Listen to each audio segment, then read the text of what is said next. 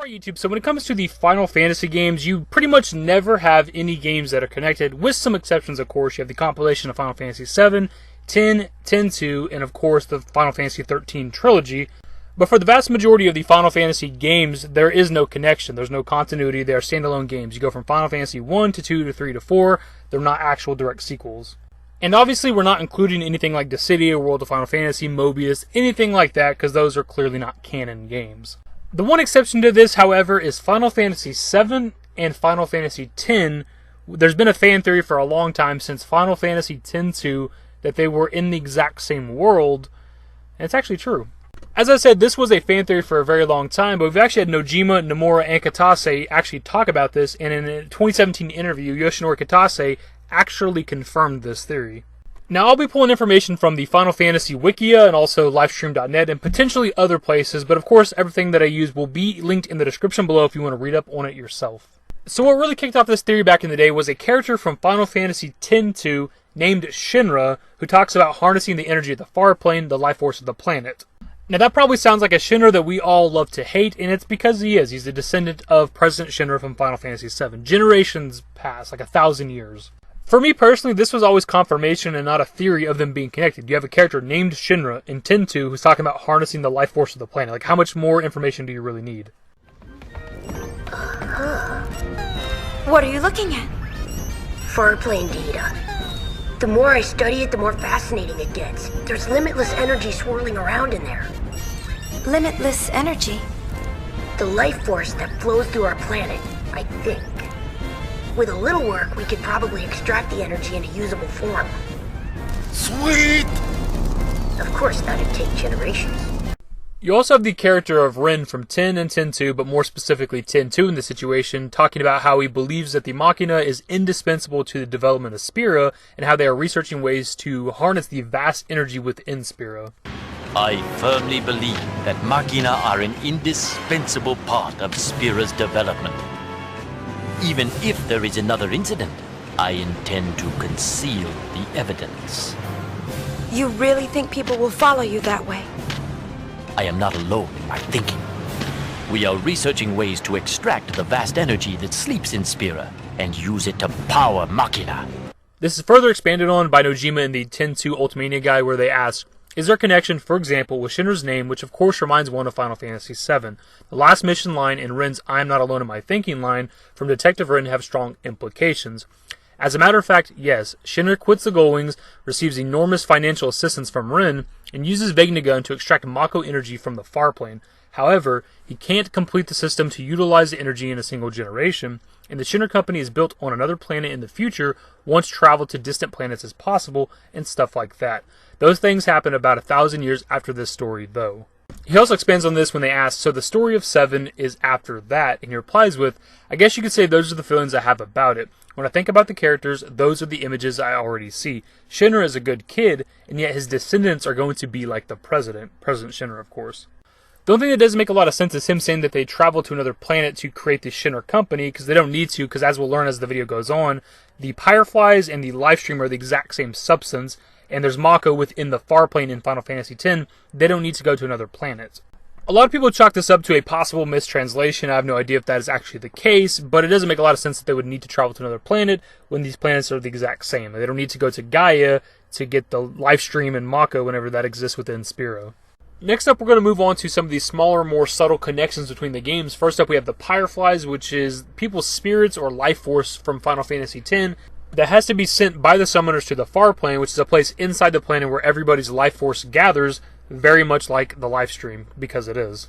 And again, this isn't fan theory, this has actually been confirmed by Kazushige Nojima, who's a scenario writer for Final Fantasy VII and X, and obviously other Final Fantasy games. He was quoted as saying from the Final Fantasy X Ultimania Omega when asked, so 7 and 10 are connected, he replies with, well, there's not many specifics to it. I know that what becomes of people when they die is among them. You could say that it's basically the same. Both concepts came to function along the same line of thought as I wrote the stories. Sometimes my thoughts just flow out like that, even though pyreflies distinctly aren't green. And he expands on this when they ask, when you speak of the dead becoming something green, do you perhaps mean, and he replies with, yes, in my mind, pyreflies and 7's Lifestream are the same substance. And again, Nojima is the scenario writer for these games for 7 and 10, which are the main games we're talking about, but also the branch-off games 10-2, Before Crisis, Crisis Core, Dirge of Cerberus, even like the anime for 7, Last Order. Like, this is the guy who knows the lore of these games. If there's anybody that knows that these games are connected, it's him. Pyreflies also have the ability to take on physical forms. We see this multiple times throughout the Final Fantasy X story, and we actually get to see this in the Final Fantasy VII universe as well, with Kadaj and his brothers and Advent children, who are physical manifestations of Sephiroth's will, and we actually get to see Kadaj turn into Pyreflies whenever he dies. Also, during Kadaj's death scene, we actually hear him talking to Aerith, so it's pretty much implied that she sent him, similar to how summoners send people in Final Fantasy X. You don't have to hang on any longer. Everyone's waiting, if you're ready.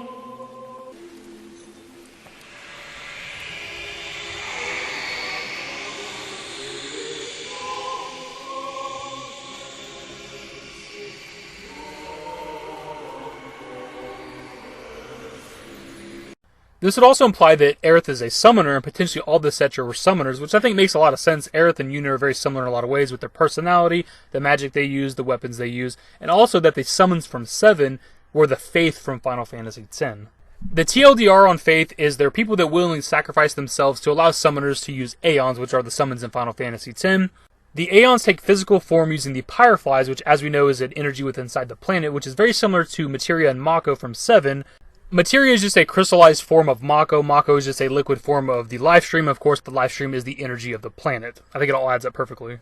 We also have the Promised Land and the Farplane in Final Fantasy VII and X respectively, which are considered the final resting places of the deceased. They are also both areas where the planet's life force resides, and they're both believed to have energy that, in theory, can be harnessed. And this is just my own interpretation of this. While we've never actually seen the Promised Land in Final Fantasy VII, what it actually looks like, the Farplane in Final Fantasy X, to me, looks like something that you would consider a Promised Land. It's an absolutely beautiful place.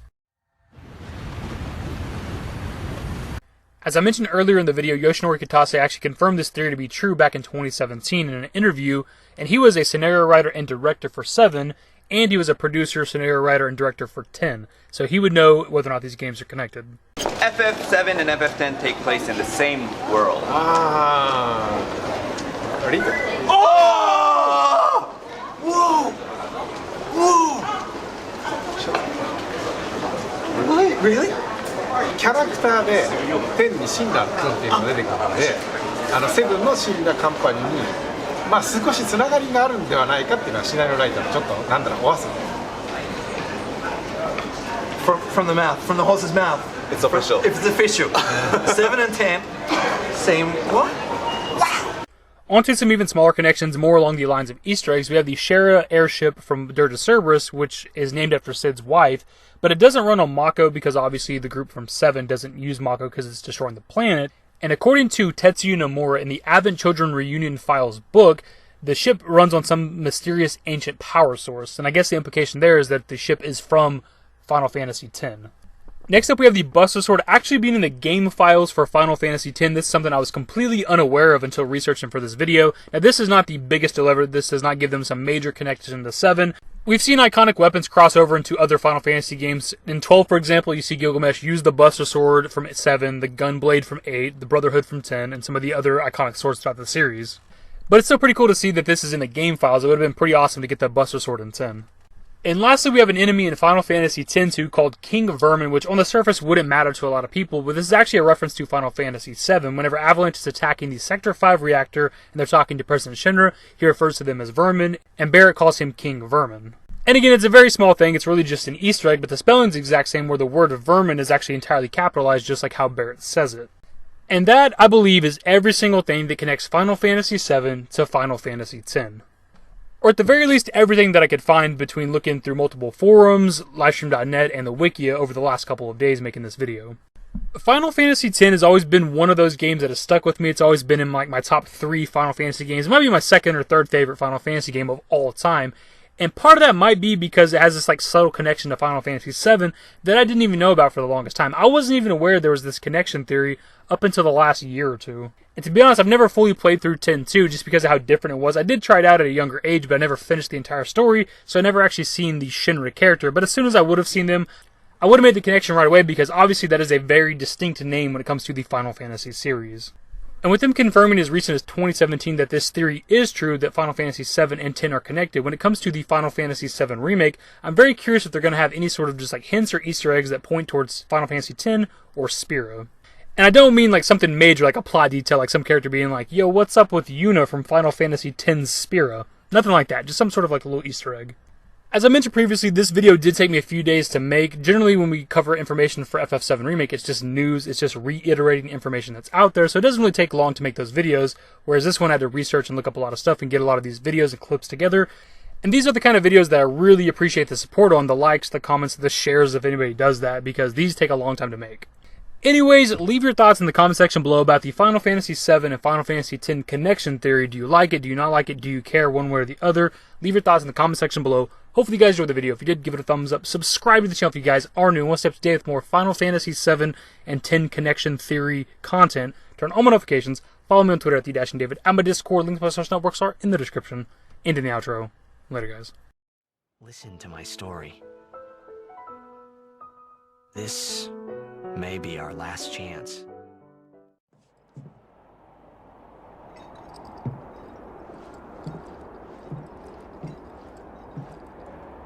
Give me a smile, give me forever for a while, give me forever for a while. Quit acting like a baby.